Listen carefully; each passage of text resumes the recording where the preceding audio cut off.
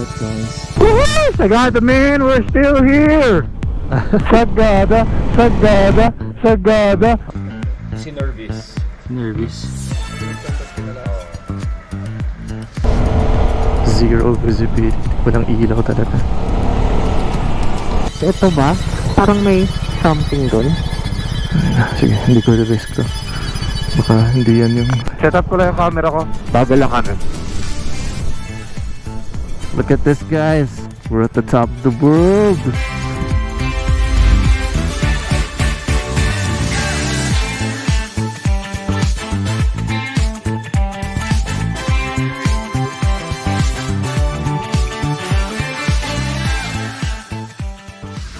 What is up, guys? Moto HK here, and this is episode 3 of my special series, Scooters in Sagada. If you haven't seen the past episodes, check them out in my channel to catch up on what has happened on our journey thus far. Last episode, our friend RJ took a tumble, but thankfully he was alright, and so was his scooter Gandalf. After resting up a bit, we continued our journey to Sagada, but at a more relaxed pace. Just a short while, we arrived at our third stop for this trip, which was the Banaue Rice Terraces viewing deck. What's up, guys? Guess where we are? We're here in the Banaue Rice Terraces. Did you guys know that the Philippine Cordillera mountain range actually has many rice terraces? Most of the rice terraces are in Benguet and Mountain Province, but there are also some in Kalinga, Abra, Apayao, Nueva Vizcaya, and actually just one in Ifugao. The Banaue Rice Terraces, which is arguably the most famous one, because this was immortalized in the current Philippines 20 peso bill, first released back in 2010. Contrary to popular belief, the Banaue Rice Terraces wasn't officially one of the 7 wonders of the world, which was originally a bunch of writings by Greek historians. Despite this, the Banaue Rice Terraces is a marvel of agricultural engineering and ingenuity of our Filipino ancestors, and I hope that these are preserved by the various farmers and local government overseeing them today. After taking in the views of the unofficial 8th wonder, we continue our journey to Sagada. It was still a long way to go, and the sun was going down. Would we make it in time, or will we be forced to stop and spend the night on the road? Ganito yung nung pumunta kami ni Tantan before. Ganito yung situation.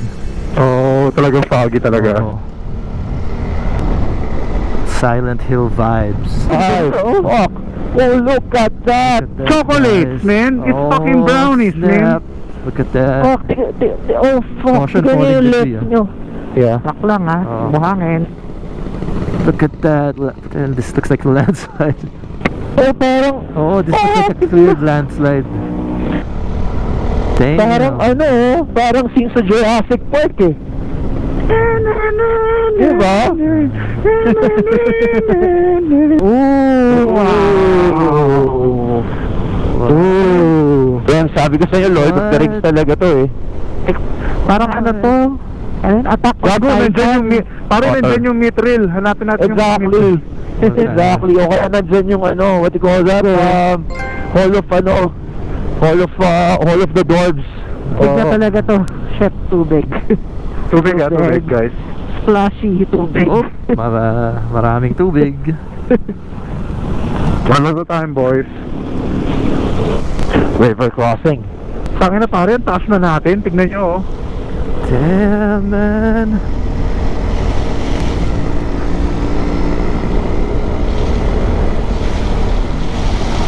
Okay, ingat. Zero traction na to mga to. Ah, may farm dun sa kaliwa, oh. Oo. Grabe, may nagko-cultivate ng land dun, no? Oh, nothing! I can see that shit, man! Oh, Chris! shit! Find me, Chris! Find me! Oh, wow! Can you see this, guys? We literally can't see anything. Fucking Oh, hell! man, we're in Silent Hill. Dito ka, pare! Oh, look at that. Ay, wala na! Wala na talaga ako! Oh my God! Ay, wala na ako makita. Oh my God! This is crazy! Grabe to! Wild to wild! Wow, okay, zero visibility. Tapos biglang may lalabas na lang na bus, no? Oo. Or Ilaw na lang. ang ano niya, di ba, parang Silent Hill, yung cardo natin magiging static. Yeah, ganun yung Silent Hill. Ang inang yan. Tapos isa-isa tayo nawawala. Aso. Isa-isa tayo nawawala. Aso pala. Okay. Sarap na buhay niya, oh. Silent Hill. Oh, shit. Motor. Crazy. Kaya talaga. Damn. Boys, bright yung ilaw niya nga. Bright. Truck. Hump. Dahan. May hump nakagulong. Ingat. Okay. May mga Ito, nandito na yung gasolinahan na malapit. Okay. Dapat sa mga gas nyo. Ako dito. Sige, gas na tayo. 2 down. Oh, hanap tayo. Yung first gas na madaanan natin na petrol. We go there. Pababa siya, tatakit ulit. Oo, snap. Careful. Yes, Kailangan careful natin to. tingit ng isang Oo, bundok. careful. Crazy. Damn.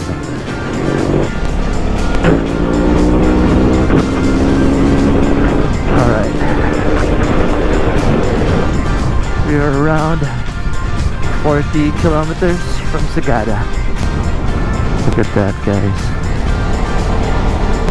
Like, check. Checking. Good, I need to take a leak. Parang baba, ang taas na binabaan natin, oh. After a fun ride through the foggy mountain roads of Bontoc, we took a quick rest stop on a bridge where we stretched our legs and reviewed our progress. It was almost 5 p.m. and sunset was coming soon. We were just shy of 30 kilometers from Sagada, but we were going at a much slower pace, especially on these unfamiliar and dangerous terrain. Medyo core memory to. Oh. Look at this, guys. Look at the rice terraces.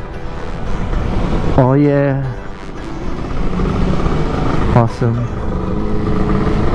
Our friend RJ's Vespa Gandalf also needed gas, and while the gas station was around 3.6 kilometers away, this happened.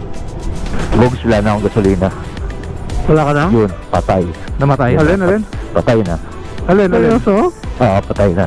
RJ's scooter Gandalf ran out of gas and the engine has conked out. However, the old Vespa PX was not going to go down without a fight. Because we were now on a downward incline, our friend RJ was still moving, using the power of gravity, and his forward momentum to keep going forward. We couldn't believe it. Naka-free flow. Ano tayo? So one of our folks has lost gas. And it's using the power of gravity. Science, bitches. Yeah, science, bitches. Yan ang ano. Gas pa kayo eh. Baka pinagbebenta dito ng gas. Meron daw dito, gasolina na daw talaga. Nakit yung mga babae na asalubong ninyo, tinanong ko eh. Okay. Galing mo talaga, pre. Sure. So I can't believe it, guys. I mean, it's been like maybe 3-5 minutes, and because it's inclined, it's still moving. So the PX is still moving. Unfortunately, all good things must come to an end, and after coasting for almost 2.4 kilometers without gas, the roads had leveled and RJ's freewheeling was put to a stop. Thankfully, there was a Petron gas station just 750 meters away, with Locomotive Bugsy coming to Gandalf's rescue with a much-needed refill. We were on a high. It seemed like we were invincible. Nothing could stop us from getting to Sagada. We didn't know that ultimately it was something that was done or wasn't done days before that would hit us with the hardest challenge.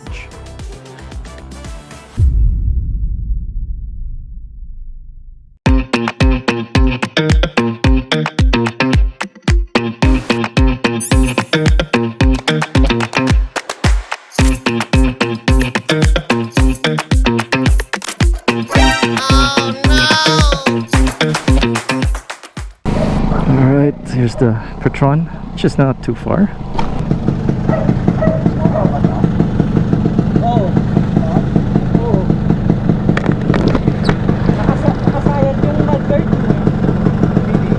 Despite our friend RJ having his Vespa serviced to prepare for Sagada, with his scooter spending multiple days in the shop, the rear shock absorber cracked and riding was no longer possible. We suspected that this was also the cause of his accident because we saw fluids on the road where he tumbled, and this might have been the hydraulic fluid already leaking from the rear shock that was failing. Dulo na something. Anong dulo na? Dulo niya, yung bolt, dulo. Yung galing niya sa loob. Ito? Sige na, anong daw nasira. Isa pa. Ito. Wala. Pinaka-something. Ito?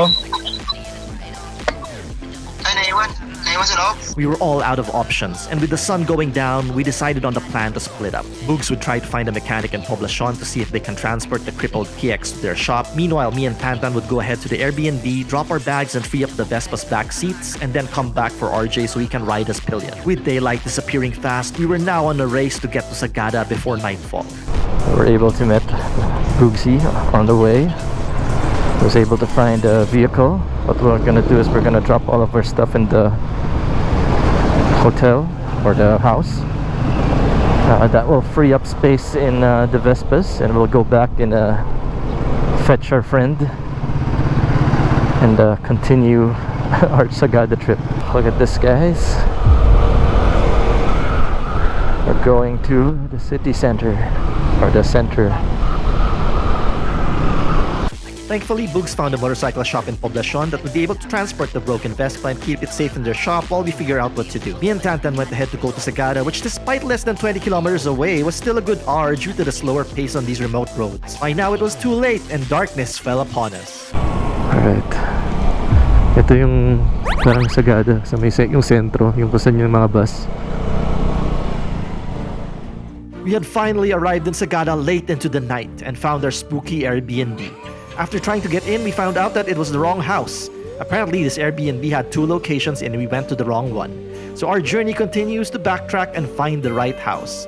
When we arrived, we got a call from Boogs and RJ that they were able to get the Vespa PX to a motorcycle repair shop and were taking a tricycle to meet us on the Airbnb. They would definitely be tired and hungry by the time to get to us, so I went out to find some food before everything closes and thankfully found an open place. Alright. This is probably my last entry for the day. Oh, it is 8 p.m. We have been riding since, what was that, like 6 a.m. in the morning. We're finally here, at least in Sagada. Unfortunately, many of the places are closed and we're not able to kind of like enjoy the place as much. But it's all good. Everyone is safe. There's just one Vespa that has a broken suspension. Oh shit! And at least my buddy is still in high spirits, and he is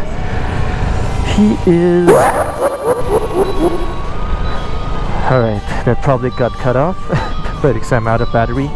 But the important thing is everyone is safe, and right now we're gonna try to have a nice dinner.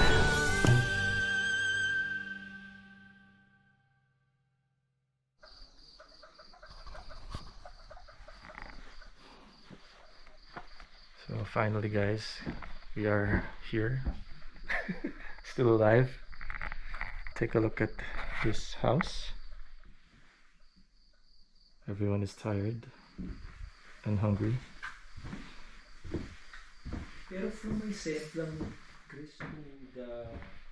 Just gonna walk around so you guys can see. Get some takeout and adobo. Wow, sarap.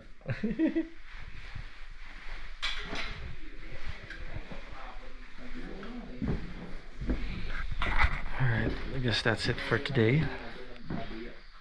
I'll just continue this video tomorrow.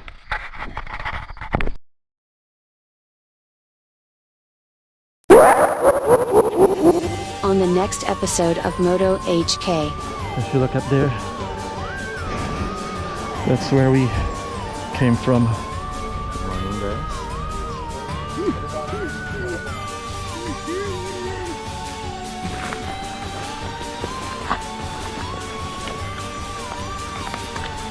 After that long hike, guys, we are here. This is the hanging coffin.